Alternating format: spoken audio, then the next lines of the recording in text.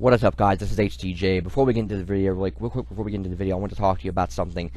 I know of at least one other YouTuber that has talked about this in one of his videos, that being Markiplier.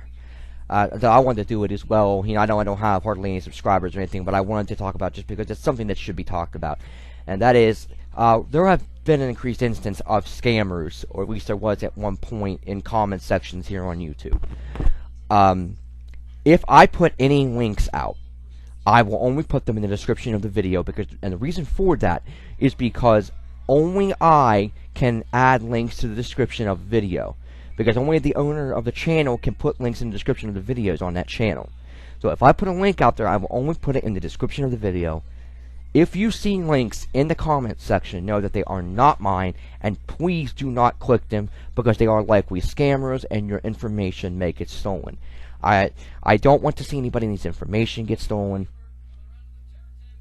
but but it apparently has happened, and I want to make sure that everybody does their part to try to make sure that people don't get their information stolen. So again, if you see a link in the comment section, please do not click it. I will only put links in the description of the video. So please do not click links in the comment section, because it is likely a scammer, and you may possibly get your information stolen. Okay. Thanks for listening, guys.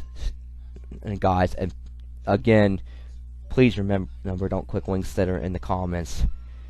Thanks a lot, guys, and enjoy the video. What is up, guys? This is HTJ, and welcome to HTJ Games. I'm doing this podcast style because, as other YouTubers have probably said more eloquently than me, if people watch my videos, I want them to pay attention to what I'm saying, not really me, because if people don't really pay attention to what you're saying, then, what's really the point? So, yeah, I'm doing it like this. So, I'm going to talk about a couple things today. I was just on the official Battlefield forums on Battlefield.com, particularly the Battlefield 1 forums, because Battlefield 1 is the only Battlefield game that I currently own. And this guy was just bashing Battlefield 1 on. Now, I mean, if you have legitimate criticism, that's fine. But this guy was saying things like, "This is the worst Battlefield ever made. This game it's like, not really." I mean, he was talking about how patches don't fix anything. But first of all, what patches? I know there was one, but seriously, the game hasn't been even out for 2 fucking weeks. Why don't you give them a little time? I mean, for fuck's sake, the game hasn't even come out. The game has not even been out for 2 fucking weeks. Give the time to actually put out patches. Seriously. Anyways, and then he was saying something like it's like No Man's Sky. No. Just, no. Let me explain to you why this game is not like No Man's Sky, okay? I owned No Man's Sky, and notice that I used the past tense of that. I owned No Man's Sky. I owned No Man's Sky. But I don't own it anymore. I traded it in for Battlefield 1, because in my opinion, Battlefield 1 is a much better game. No Man's Sky was a game that had a lot of hype, and it was a lot of hype on both the PS4 and the PC. It was not just Sony doing the hype, because it was not a PS4 exclusive. You could say that it was a PS4 console exclusive, but it was not an actual PS4 exclusive, because it's still available on PC. The problem is that this is a game with a lot of hype, but that hasn't necessarily, lived up to that hype yet. And the reason for I say that is because on the trailer that I think is still on the PlayStation Store, and I'm assuming the same trailer that's also the same trailer on Steam and any other place that you can buy No Man's Sky, that if it has the trailer on there, that trailer showed a lot of things that either are not in the game or are not in a game in a form, and they're not in the game in a way that they're depicted in the trailer. And there were a lot of videos of the developers playing the game, and they were showing things that either are not in the game or are not in the game in the form that they were shown in the video. And so that means people think that they lied about it. Did they lie? That's probably got to be your opinion. but it does not look good. But it does. It kind of seems like it, And well, at first I tried to kind of defend the game because I really liked it.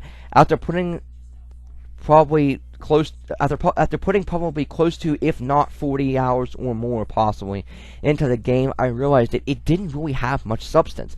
I mean, once you did the Atlas quest, if you did the Atlas quest, I think that the Atlas quest, you didn't have to do the Atlas quest, but I'm not sure because I did the Atlas quest. But once you did the Atlas quest, there wasn't a whole lot of substance. There wasn't a whole lot of stuff to do in the game. It just basically was you mined materials to either craft fuel or to craft materials to build upgrades for your ship.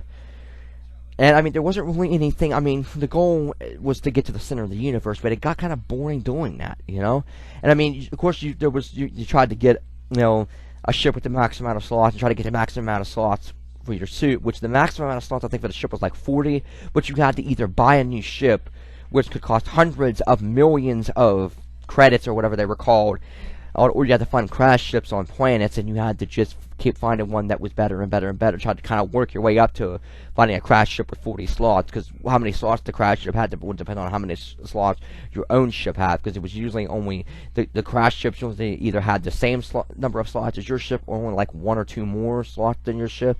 The problem is you usually had to fix like almost everything on the ship, and so you had to mine more materials to craft into fuel, or to craft into materials to build upgrades for the ship and things like that. And, you had to find and buy the upgrades for your suit. And you did that by either finding pods on the planets, or by getting the Atlas Pass V1, Atlas Pass version 1, which you can then use to unlock one of the side doors in the space stations and buy them. And each upgrade would cost you $10,000, or would cost you $10,000. Yeah, the first upgrade would cost you 10. Each upgrade would cost you each update would cost you and each upgrade you buy the upgrade for $10,000, and then each upgrade would cost you $10,000 more. For example, you buy the first upgrade, and that costs you $10,000. The second upgrade costs you $20,000. The third upgrade costs you $30,000. The fourth upgrade costs you $40,000. The fifth upgrade costs you $50,000. The sixth costs you $60,000, and so on and so forth. And so it did get kind of expensive. The other thing was also slots for your multi-tool, your weapon gun in the game. Because this is a game this is a game that you play from the first-person perspective, but you can only find those by finding them and buying them, which could get kind of expensive. And then you would have to transfer all of your... You would have to...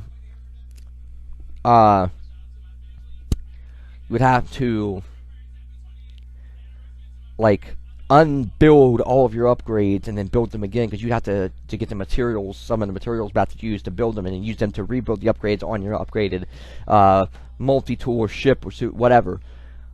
And there was that. But other than that, it just got boring, and I didn't want it to become boring. And they said that they were gonna have updates where they would have the ability to use freighters and things like that. But it's just, it just kind of sucks to pay $60 for a game that you get bored with so easily. After 2 or 3 weeks, I was kind of bored with it, and then I moved on to Madden 17, and now Battlefield 1. And I like Battlefield 1 a lot. I like Madden 17 a lot. I like Star Wars Battlefront a lot. I have it too. Battlefield 1 is not even remotely close to like No Man's Sky. It's just not. If you actually play No Man's Sky, you probably know what I'm talking about. If you are like me and got kind of bored with it. But yeah, it is. I don't understand this. I really, really don't. The other thing that I wanted to talk about, and it's also something else that this guy said, he was talking about how, and I've heard this a lot, and he talked about how people say that, developers just, put out incomplete games because they know that they can patch them later. And yes, that is true. However, I've been playing video games for a long time, okay? My first console was a Super Nintendo. What does that tell you about how long I've been playing video games, okay? I've been playing video games for a long time. Back then, video games were cartridge-based. Back then, there was no online play or patches for consoles. I believe the only semblance of online play there was on PC, and you had to have a dial-up modem. If you don't know what dial-up is, it was the only internet that there was back then, basically, and it was very slow by modern standards. I'm sure if anybody that has only used high-speed internet that tried to use dial-up, they probably tear their fucking hair out because it's so fucking slow. But you know, that's how it was back then. But there was no online play there was no online play or patches on consoles. What you got on the cartridge is what you got. Now, that being said, I'd also, there is the other side of this argument where it says, yeah, but there's the other side of this argument and says, well, because they couldn't patch it, they also made sure that because they couldn't patch it, developers made sure that the game was as good as it could be before they put it out. And this is true, although there were still bad games. The Atari 2600, which was before my time, I was born in the 80s. I was born in 87. Now, the Atari 2600, which was before my time, had a lot of really crappy games in the early 80s. There was a video game crash in 1982 and 83, and if you don't know what that is, there were a lot of competing systems that were basically clones of one another, and there were a lot of really piss-poor games, and as such, nobody was buying the systems, and nobody was buying the games, and so the video game industry, in North America here crashed.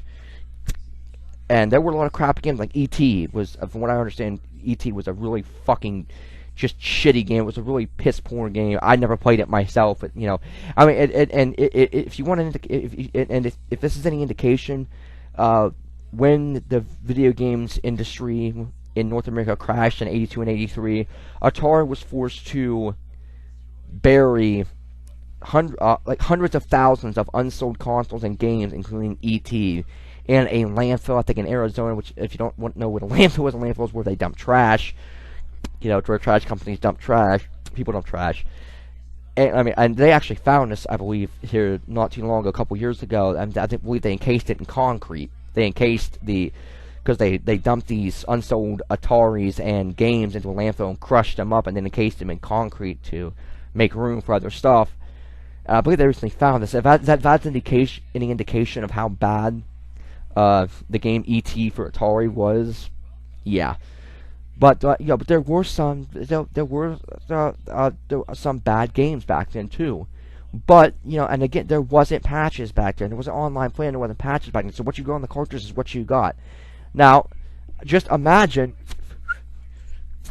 buying a game for. Imagine if you bought a game for 20, 30, 40, 50s, 60 or more dollars, and there was no online play, there was no patches, and therefore the game wasn't ever going to get fixed. And that still happens too sometimes, I think.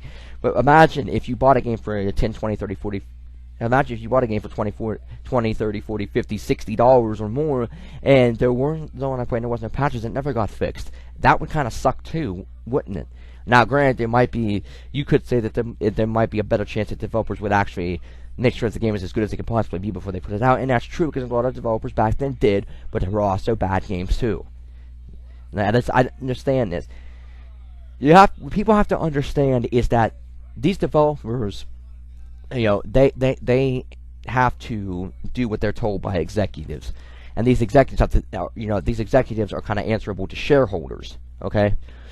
And sometimes these developers, these executives tell them, you have to put this game out by this time. Now, sometimes games will get delayed, and these developers will have more time to make sure the game is as good as it can possibly be when they put it out, but sometimes they don't. People need to be a little more patient, because yes, I understand games that have a lot of bugs, like, say, Battlefield 4, that even though I did not have Battlefield 4 when it first came out, because I did not have a PS4, I did not have a PS4 until a year after the PS4 came out. I did not play Battlefield when it first came out, but I heard that it had a lot of issues when it first came out. I know that it sucks when games have a lot of issues when they come out, but at least they can be patched now. At least there's that. That's all I got for today. If you like this video, please leave a like and feel free to comment down in the comment section below. You know you do not have to, but I would greatly appreciate it. And if you like the channel, please subscribe. Again, you don't have to, but if you did, I would greatly appreciate it. And that's all I got. This is HTJ. We'll catch you later, guys. Later on, guys.